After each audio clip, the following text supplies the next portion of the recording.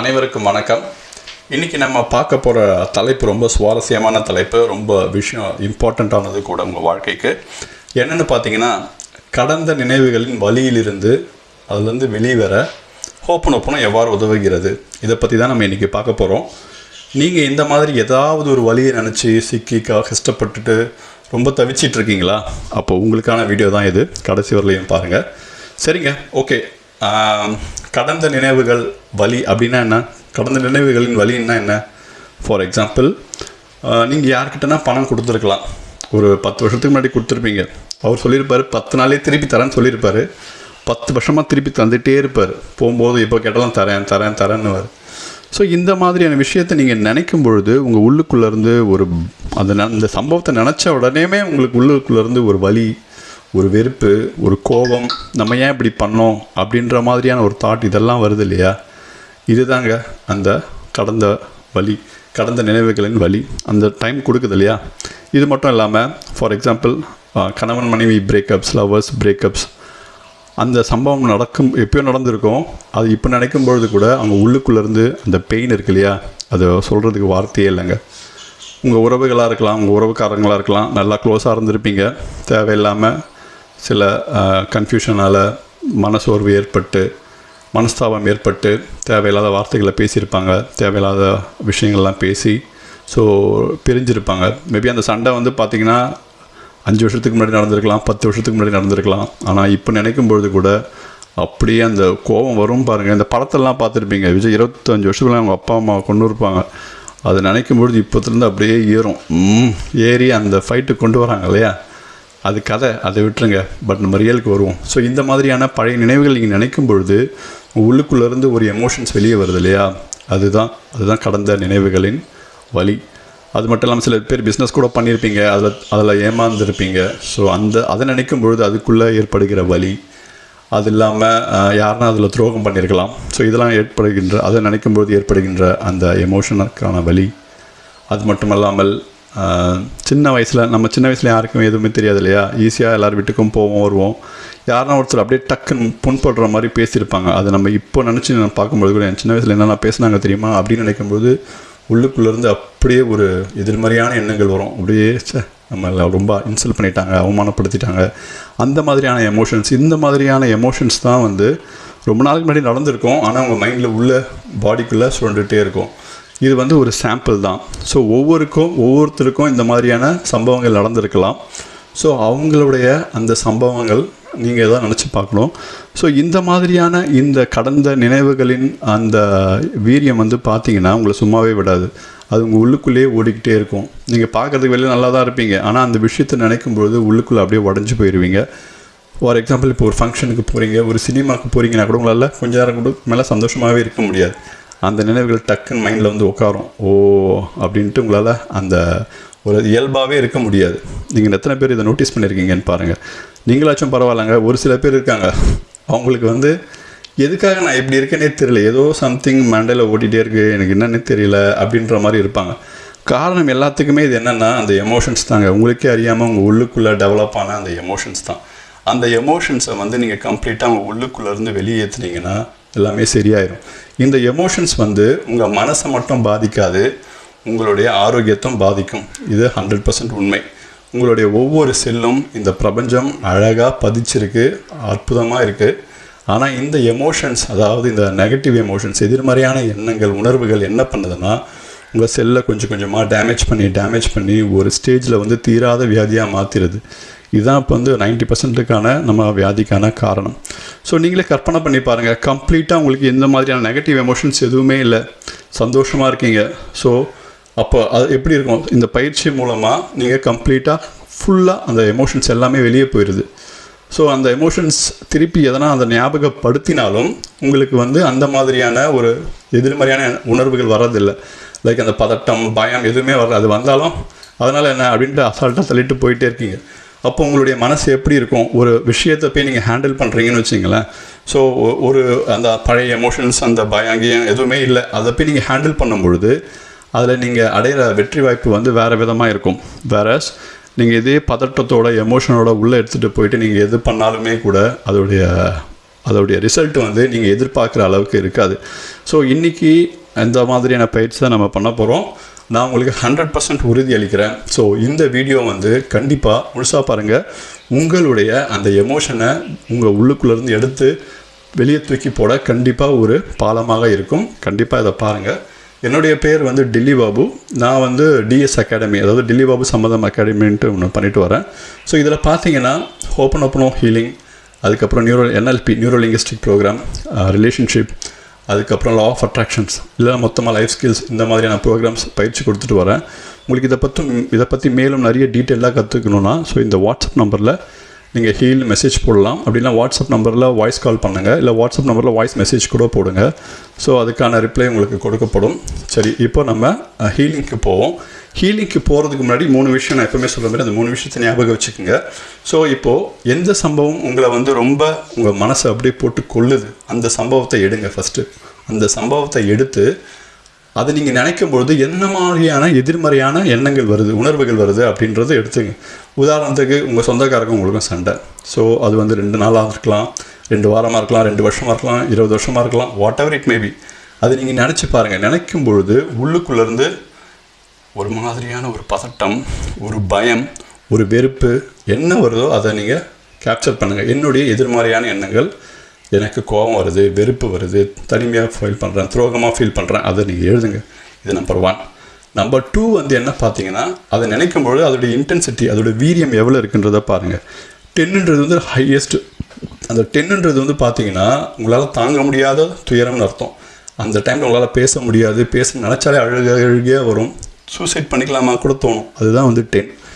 8, 9ன்றது ரொம்ப ஹையாக இருக்குதுன்னு அர்த்தம். 7, 8னா மாட்ரேட் ஹையாக இருக்குது, 4, 5னா மாட்ரேட்டாக இருக்குது. இந்த மாதிரி நீங்கள் பிரித்து வச்சுங்க.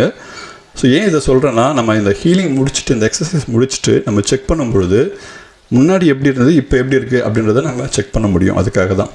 3 வந்து எத்தனை காலமாக இருக்குது, 2 நாளாக இருக்கா, இல்லை 2 வாரமாக இருக்கா, இல்லை 2 மாதமாக இருக்கா, இல்லை 2 வருஷமாக இருக்கா, இல்லை 20 வருஷமாக இருக்கா, வாட் எவர் இட் மேபி. அதையும் நோட் பண்ணி வச்சுங்க. இந்த 3 விஷயத்தையும் நோட் பண்ணி வச்சுக்கிட்டு இப்போது நம்ம வழக்கம் போல் நம்மளுடைய அந்த ஹீலிங் டெமோவுக்கு போகலாம். ஸோ போகலாமா? ரெடியா? ஓகே. ஸோ நம்ம ஃபஸ்ட்டு என்ன பண்ணோன்னா, நீங்கள் நல்லா மூச்சை நல்லா இழுத்து விட்டுக்கணும். சரிங்களா? மூச்சை ஒருத்தர் நல்லா இழுத்து விடுங்க.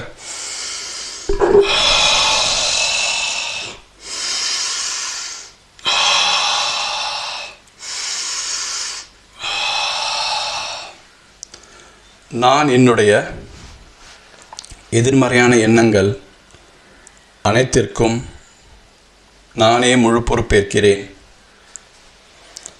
என் சொந்தங்களால் ஏற்பட்ட காயங்களுக்கு நானே முழு பொறுப்பேற்கிறேன். இந்த காயங்கள் ஏற்படுவதை தவிர்க்க தேவையான வேலைகளை செய்யாததற்காக நானே முழு பொறுப்பேற்கிறேன். நான் என்னை குறைவாக மதிப்பீட்டு செய்ததற்காக வருந்துகிறேன்.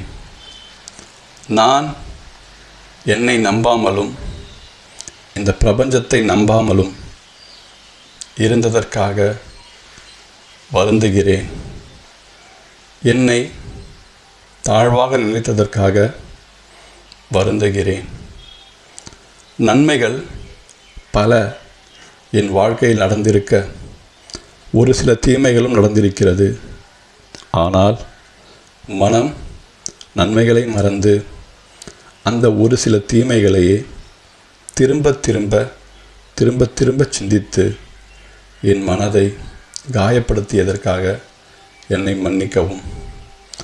என்னுடன் இருக்கும் இந்த பிரபஞ்ச சக்தியின் அருமையை உணராமல் இருந்ததற்காக என்னை மன்னிக்கவும்.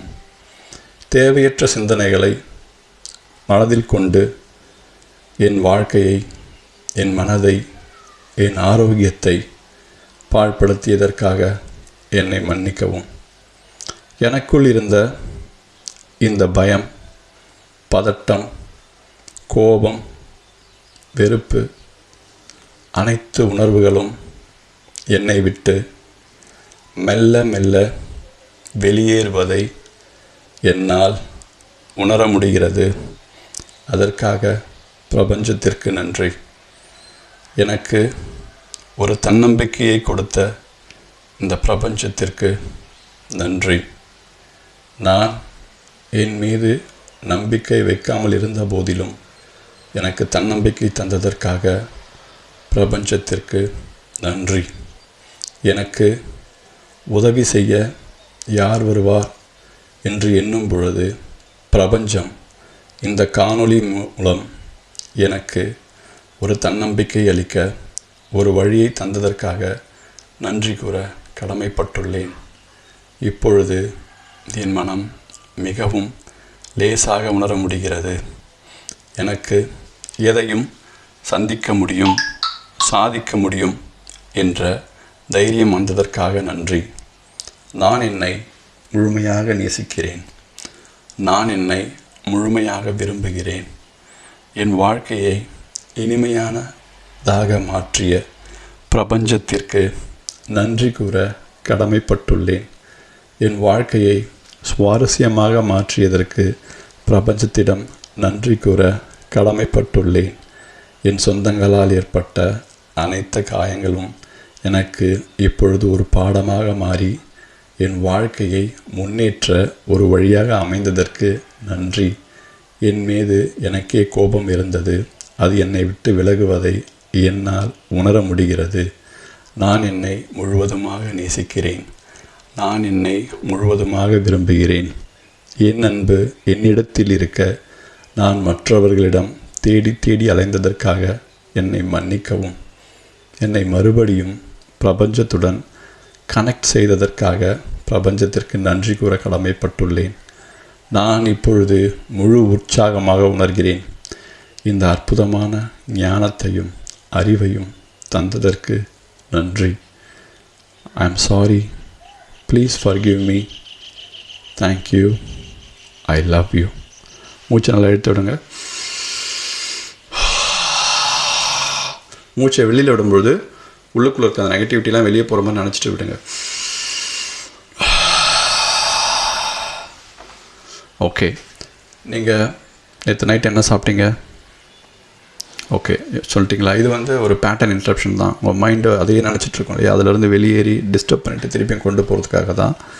இப்போது நீங்கள் உங்கள் வாழ்க்கையில் அந்த நடந்த இன்சிடெண்ட்டை அங்கே கொண்டு போங்க. திருப்பியும் அந்த இன்டென்சிட்டி, அந்த அந்த எதிர்மறையான எண்ணம் எவ்வளோ இருக்குது, அது இப்போது முன்னாடி இருந்த இன்டென்சிட்டியை விட எவ்வளோ குறைஞ்சிருக்கு அப்படின்றத மறக்காமல் கமெண்ட் செக்ஷனில் தெரியுங்க. இந்த வீடியோ உங்களுக்கு ரொம்ப பிடிச்சிருக்குன்னு நினைக்கிறேன். மறக்காமல் இந்த வீடியோவை சப்ஸ்கிரைப் பண்ணாதவங்க சப்ஸ்கிரைப் பண்ணிவிடுங்க, லைக் பண்ணுங்கள். அதுக்கப்புறம் உங்கள் ஃப்ரெண்ட்ஸு ரிலேட்டிவ்ஸ்க்கும் எல்லாருக்குமே ஷேர் பண்ணுங்கள். பிகாஸ் அவங்களும் ஏதாவது ஒரு பிரச்சனையில் மாட்டி கஷ்டப்பட்டுருக்கலாம். நீங்கள் அனுப்பும் இந்த வீடியோ அவங்கள பார்த்து அவங்க வாழ்க்கையில் மாற்றுறதுக்கு ஒரு கருவியாக இருக்கும் பொழுது அதனுடைய புண்ணியம் உங்களையும் தான் சேரும். ஸோ மறக்காமல் அதையும் செய்திருங்க. இது நெக்ஸ்ட் வீக்லேருந்து நம்ம இப்போ லைவ் கிளாஸ் பண்ணலாம் அப்படின்ற ஒரு ஐடியாவும் இருக்குது.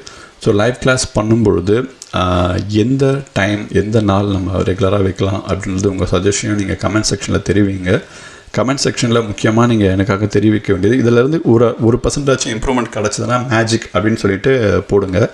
அது கூடவே கமெண்ட் செக்ஷனில் எனக்கு ஃபார் எக்ஸாம்பிள், சார் எனக்கு ரொம்ப பயம், பதட்டமாக இருக்கும் இந்த விஷயத்தை நினச்சாலே அப்படின்னு நீங்கள் நினச்சிங்கன்னா, பயம், ஃபியர், இல்லை anxiety, stress, what ever it maybe, அந்த எமோஷனை எழுதுங்க. அதோடைய முன்னாடி இன்டென்சிட்டி, சார் 8 இருந்தது இப்போ 2க்கு வந்தது, 8 to 2 அப்படின்னு போடுங்க. கீழே எத்தனை வருஷமாக, 2 years, 5 years, 2 months, what ever it maybe, இந்த 3த்தையுமே கமெண்ட் செக்ஷனில் போடுங்க. அப்போ தான் மற்றவங்களும் பார்க்குறவங்களுக்கும் அது ரொம்ப ஒரு கான்ஃபிடென்ட் வரும். ஸோ இதை பற்றி இன்னும் மேலும் தெரிஞ்சுக்க ஒன்ஸ் அகெயின் என்னுடைய வாட்ஸ்அப் நம்பர் கொடுக்குறேன். ஸோ இந்த நம்பரில் நீங்கள் என்ன தொடர்பு கொள்ளலாம். இதுவரையிலும் பொறுமையாக என் வீடியோ பார்த்தவங்க அனைவருக்கும் நன்றி. உங்களுடைய அன்பும் ஆதரவும் எப்போ எனக்கு கிடச்சிட்டே இருக்குது, அதுக்காக ரொம்ப ரொம்ப நன்றி. நீங்கள் கொடுக்குற ஆதரவு இன்னும் மேலும் உங்களுக்கு பயனுள்ள வீடியோவை எனக்கு போடணுன்ற எண்ணம் தூண்டிக்கிட்டே இருக்குது.